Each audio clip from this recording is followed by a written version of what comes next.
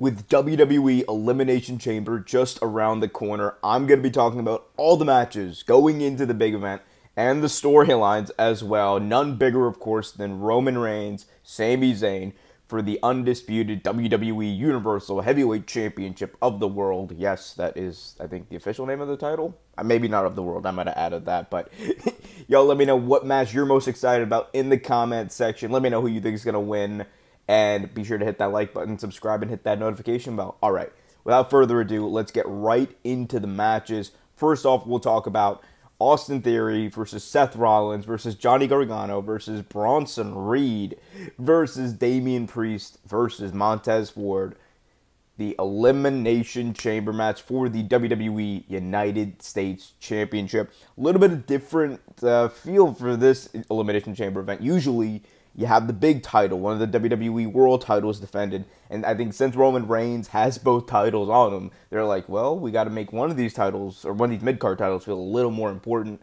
Personally, like, I get why they want to push the United States title, because the mid-card scene on Raw is just better than the mid-card scene on SmackDown, even though you could argue, definitely make the argument that the mid-card champion on SmackDown is way better than the mid-card champion on Raw, but I digress there.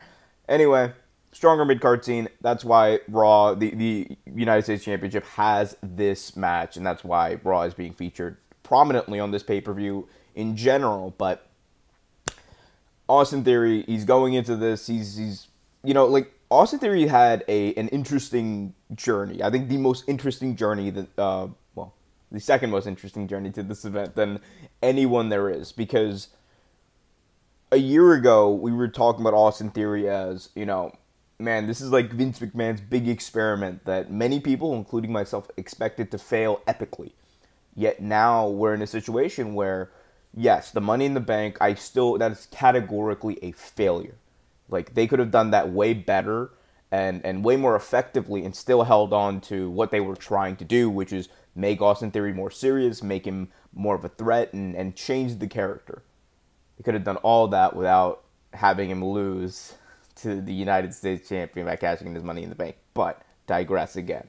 As far as who wins this, who needs this win the most, I know this is a curveball, but for me, I mean, the guy I want to see win the most is Montez Ford. And I know he doesn't necessarily fit the storyline. I know he doesn't necessarily fit the build right now, because I think the feud going into Mania is likely going to be like Theory versus John Cena. I think like that's what they want. But I think, and they want to do it for the United States title, at least that's the rumor. But that feud doesn't necessarily need the belt. And I'm looking at these other guys. I already know that Seth Rollins is tied up, or he's going to be tied up with Logan Paul, right?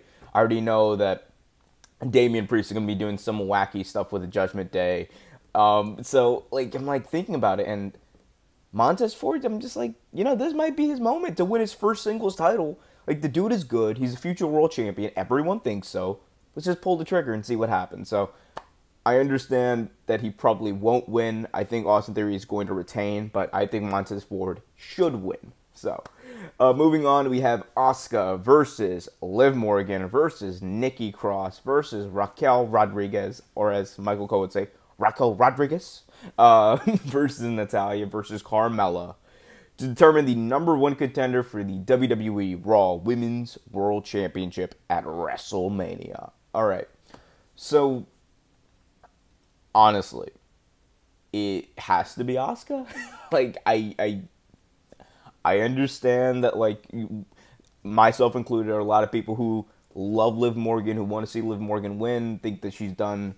Look, her character work, or the creative, has not been great, honestly. I'm not a big fan of this, you know, like, Liv Morgan likes to get hit with kendo sticks gimmick, but I digress again. I think Asuka going back to her roots with this Kana gimmick, going back to what she was kind of before her run in WWE, and going back to a more serious like gimmick is just it's an opportunity you can't pass up.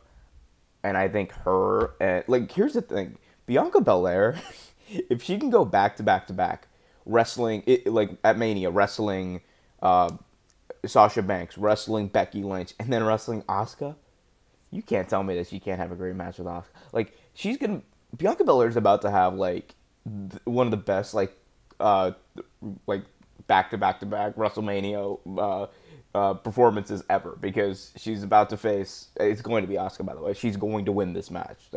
I don't think anyone else can disagree with me on that. But man, like I don't know, that's the match I want to see, and I think it's just gonna be great because Bianca's great, Asuka's great, and it's WrestleMania, so it's probably going to be the best match on the show, and it's going to go like fourth on the card, but you know, it's still probably going to be the best match on the show. Moving on, we got Edge and Beth Phoenix. Mixed tag team action here. Edge and Beth Phoenix taking on Finn Balor and Rhea Ripley. Mommy Rhea. Okay. So we know this story. This has actually been going on for a while with Beth Phoenix and Edge. Well, with Edge, it's been going on since like last year. But with Beth Phoenix, when the Judgment Day took out Beth Phoenix, with Edge kind of watching over, like, you knew that eventually, like, there was going to be some mixed tag team match to come of it.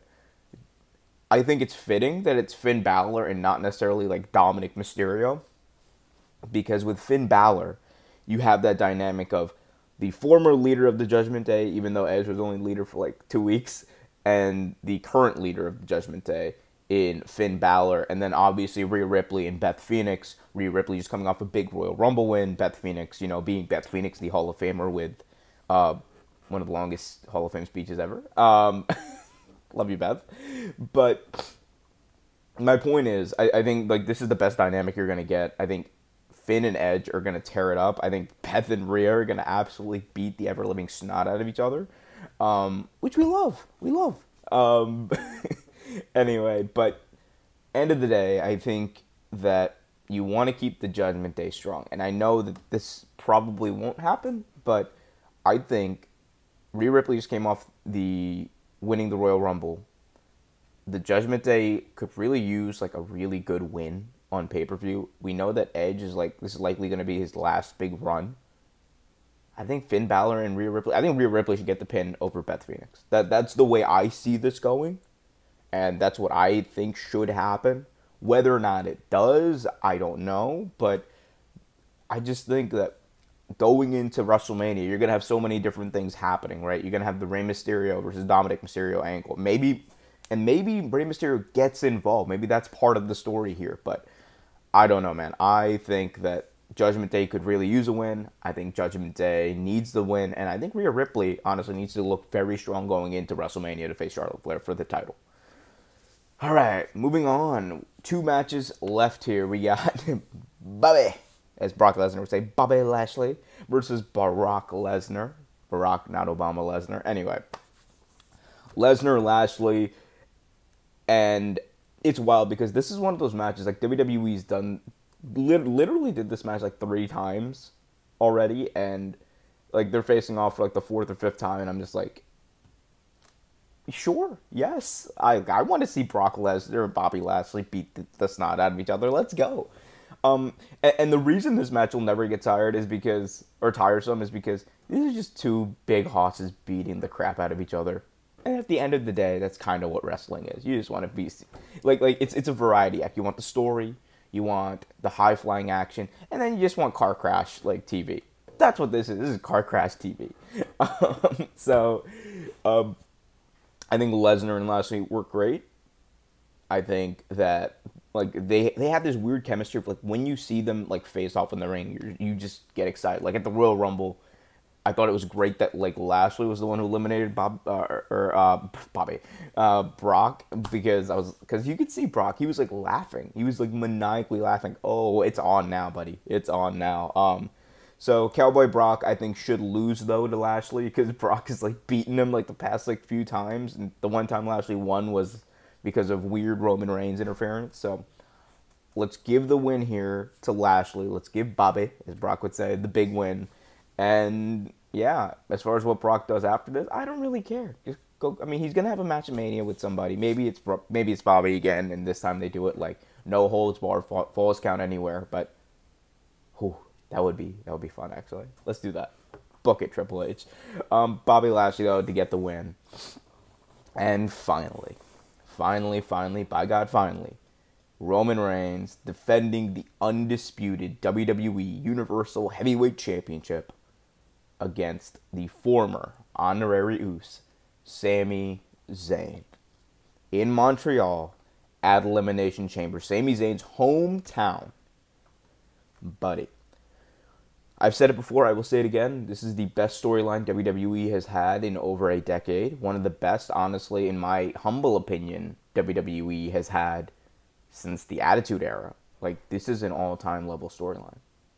And it's weird because everything,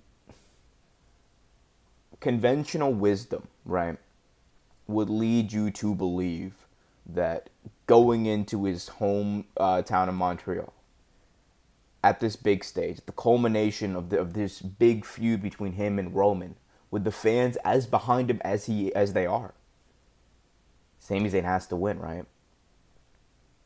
At the same time, Cody Rhodes is waiting in the wings, and we saw that great promo with Cody Rhodes and Sami Zayn this past week on Raw, but Cody Rhodes is waiting in the wings, and he's also like the uncrowned champion in a lot of fans' eyes. And I've said this before. I don't think that there's a way to do this where it looks bad unless you have Sami get squashed. If Sami Zayn goes out there and gets routed by Roman Reigns and doesn't even put up a fight, I think that you really lose a lot of fans. Also, I know a lot of people are like, well, Jey Uso's going to come and screw him at the pay-per-view. One thing like that we should keep in mind is, and again, I don't know this, I'm pretty sure Jimmy can't go to Canada. I'm not sure what Jay's status is with Canada, because I know that there's like legal stuff in Canada with crossing the border and all that stuff, that the Usos have not traditionally been at Canadian events. Solo can go, but I'm not sure about Jimmy or Jay. So that's like one of those things of like, I don't think people have really thought about like what that like that part of it. My thing is this: if Sami Zayn goes out there, puts up a fight, and loses to Roman Reigns, like clean in the middle of the ring, but he puts up a fight, I think the fans could let it go and be like, okay. I mean, it's going to get booed. It's going to get booed out of the building in Montreal. And that's probably by design. They have to know that.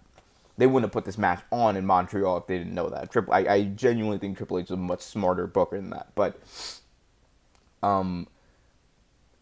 for me, and again, people disagree, and that's totally fine. I think if your end game here isn't Jey Uso winning the title from Roman, Sami Zayn has to win. And I'm not saying he has to win tonight, or he doesn't have to. I'm not saying he has to win at the pay-per-view, but eventually he has to be the one to beat Roman. Because I've said this for a while. Cody Rhodes, no matter when his first title match is, he should not win. Because the story with Cody, trying for the belt, losing, and not getting it that first time, it would make that win mean even more. That's a better story to be told, and that's more fitting, I think, of his character. With Sami, this is as hot as he's ever going to be. He's like, this is the biggest storyline WWE's had in over a decade. Like, if there was ever a moment to pull the trigger, it's right now. So, again, we'll see what happens here, but it's a thing of should win and will win. Roman likely will win, but I think like if this is it, if this is the only shot that Sami's gonna get, Sami Zayn should win. You got to go with the hot guy. I don't care what people say about like make it a triple threat at Mania, maybe like there's talk about that, but I don't know. I don't think the fans will turn on this. Definitely not in the way that they turned on Batista and Randy Orton going into Mania, but it does not take that long. The sour fans, man, it does not take that long, and people can say fans are fickle. At the end of the day, fans drive the story. That's what it's about. Like it's a reaction based business. Like that's always been what wrestling has been. So again, we'll see what happens. But those are my predictions for WWE Elimination Chamber 2023. God, we are in 2023 now. Getting old, people. Let me know what you guys think. Let me know who you guys think is going to win. Be sure to hit that like button, subscribe, and hit that notification bell so you get notified whenever a new video is released.